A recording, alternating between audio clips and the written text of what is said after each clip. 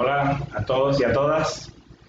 Reiniciamos nuestro ciclo de charlas relativas a el derecho de familia.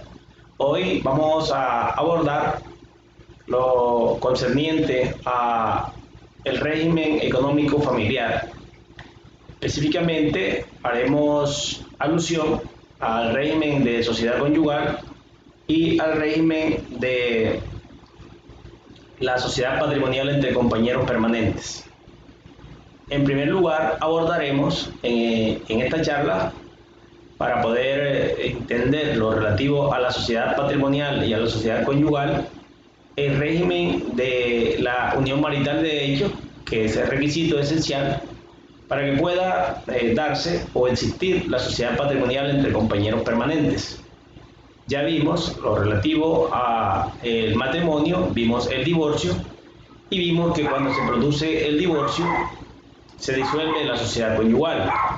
Pues bien, en materia de unión marital, al igual que en el matrimonio, se forma una sociedad patrimonial entre compañeros permanentes.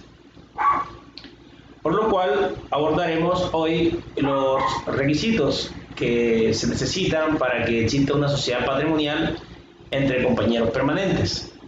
Y el principal requisito pues es que haya existido una unión marital entre marido y mujer, y conforme a la jurisprudencia de la Corte esto se haya o se ha extendido al campo de las uniones maritales entre homosexuales. Así lo determina la jurisprudencia de la Corte, en la cual se establece que mediante sentencia C-075 de 2007, el régimen de protección a la familia se aplica también a las parejas homosexuales. Por lo cual, hecha esta aclaración, debemos decir entonces que el régimen patrimonial se desprende, como se ha dicho, de la unión marital, y esta tiene asidero en la Ley 54 de 1990, la cual fue modificada a la vez por la Ley 969 de 2005. En estas dos leyes se compendia entonces la regulación de la unión marital de hecho, de la cual enseguida vamos a hablar. Esta unión, pues, al igual que el matrimonio, tiene una protección constitucional en el artículo 42 de la Constitución Política. Y ese artículo 42 indica que las personas se pueden unir en pareja, ya sea por vínculos naturales o jurídicos, en el entendido de que pueden conformar una familia. En este entendido también la Corte consideró que existía un déficit de atención constitucional para las parejas de homosexuales y les hizo intensivo en la protección legal a este grupo poblacional para protegerlos como familia y no como personas individualmente consideradas. Teniendo en cuenta esta advertencia, entonces, podemos decir que la unión marital debe tener unos mínimos elementos o características tales como la permanencia, la singularidad y la estabilidad.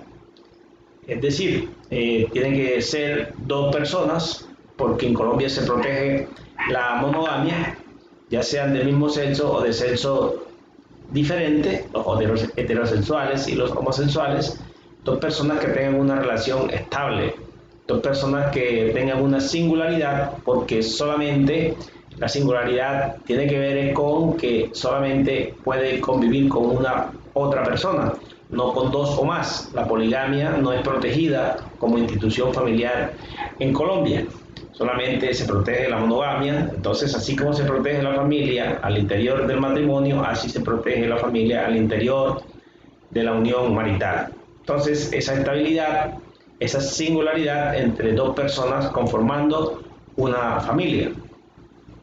De igual forma, podemos afirmar que esta relación debe ser continua, es decir, que deben convivir bajo el mismo techo y pues, compartir lecho, cama y techo, como se decía clásicamente para el matrimonio, también se aplica para la unión marital.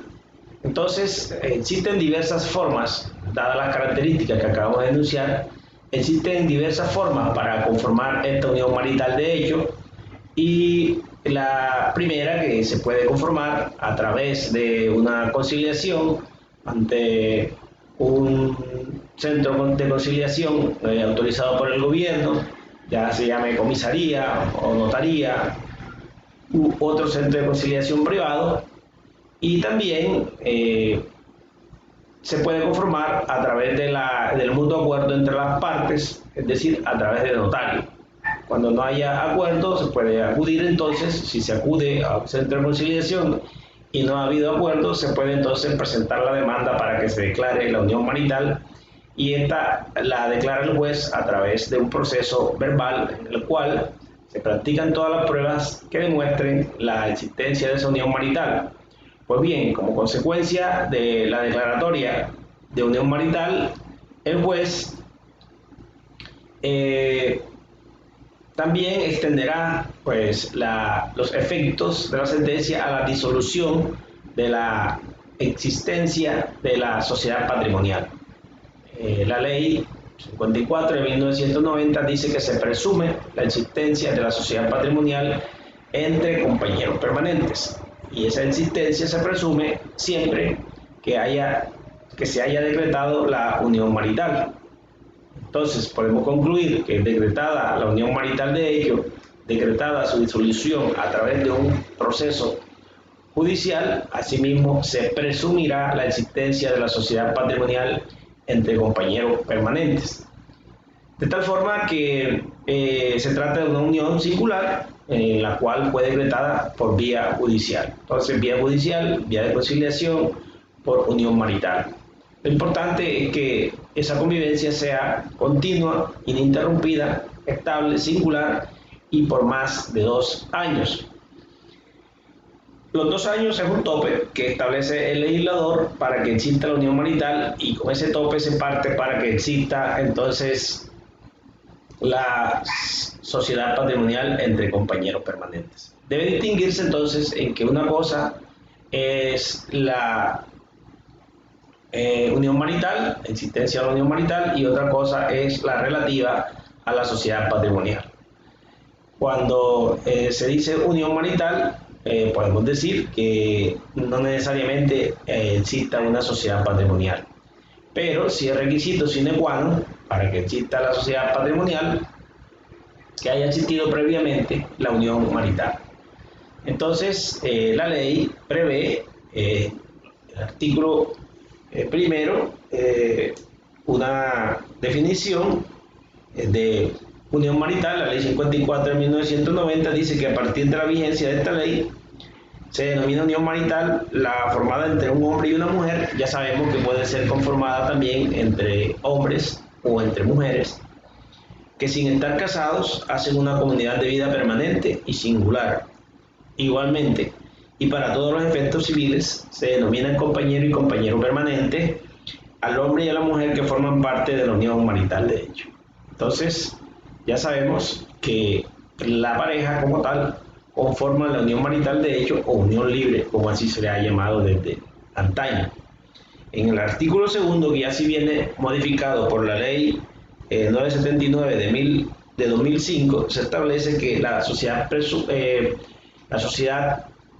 patrimonial se presume y hay lugar a declararla judicialmente en cualquiera de los siguientes casos. Primero, cuando existe unión marital de hecho durante un lapso no inferior a 2 años entre un hombre y una mujer sin impedimento legal para contraer matrimonio. Esta lectura nos deja entender que pueden existir parejas solteras que no tengan impedimento para casarse, como también hay personas que tienen una unión marital con su amante pero que están casadas, por lo cual al estar casadas tienen un impedimento legal para contraerla, pero ese impedimento legal se soslaya o se resuelve con el numeral segundo, que dice lo siguiente: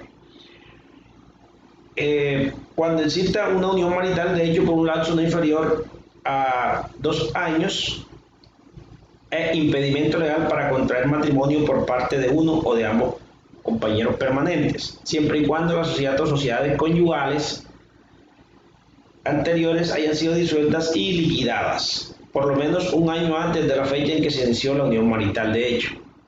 ya estos términos que establece la norma de un año o para la disolución, a partir de la disolución o de la liquidación, debemos saber que la Corte Constitucional ha declarado inexequible estos dos términos prescriptivos.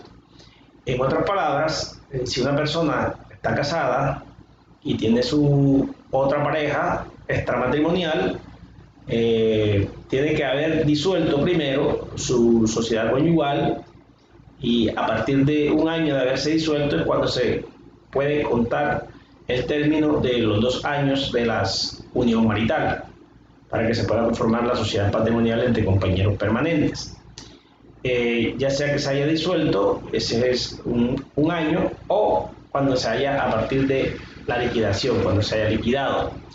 Entonces, ya, ¿qué es lo que ha dicho la Corte hasta este momento? Ha dicho, no, ya esos términos pues no son necesarios pues, para proteger a estas uniones. Basta con que la sociedad patrimonial se haya disuelto y no es menester esperar que pase un año para que se pueda consolidar la nueva sociedad. Por lo cual los términos de un año para la disolución de la sociedad conyugal o para su liquidación fueron declarados inexequibles, y oportunamente les daré el número de la sentencia que declaró la inexequibilidad de estos dos términos. Bien, entonces el código dice que el patrimonio o capital, o mejor dicho, el código no, la ley 54 de 1990 indica que el patrimonio o capital producto del trabajo, ayuda y socorro mutuo pertenece por partes iguales a ambos compañeros permanentes.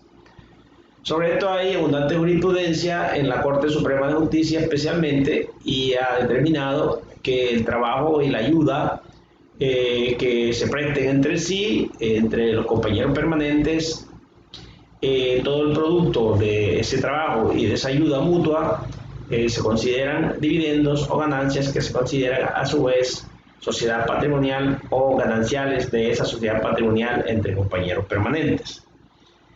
Pero trae una excepción y dice que no formarán parte del haber de la sociedad los bienes adquiridos en virtud de donación, herencia o legado, ni lo que se hubieran adquirido antes de iniciar la unión marital de ellos, pero sí serán los réditos, rentas, frutos o mayor valor que produzcan estos bienes durante la unión marital de ellos.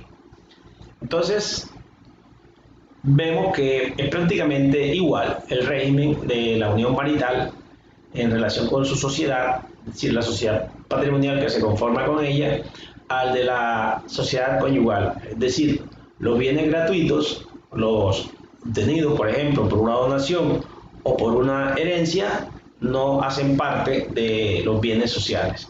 Al igual que el matrimonio, no hacen parte de la sociedad conyugal. De igual forma, los bienes que se hayan adquirido, ya sea de manera gratuita o ya sea de manera onerosa, antes de casarse o antes de formar, la unión marital, no hacen parte de la sociedad patrimonial. Siendo ello así, entonces el régimen tiene que ver con una adquisición de bienes durante la sociedad, es decir, durante los 2 años, y esos bienes tienen que haber sido adquiridos, la mayoría, a título oneroso. Todos aquellos adquiridos a manera de título gratuito, tales como las donaciones y las herencias, no hacen parte del haber de la sociedad patrimonial entre compañeros permanentes. Existe una tercera figura diferente a la sociedad conyugal y diferente a la sociedad patrimonial, que se llama sociedad de hecho entre concubinos, pero esa es una figura que no hace parte propiamente del derecho de familia y que se encuentra constituida cuando se reúnen los requisitos pero no llegan a conformar una sociedad patrimonial entre compañeros permanentes, y eso será objeto de una próxima charla. Hasta pronto.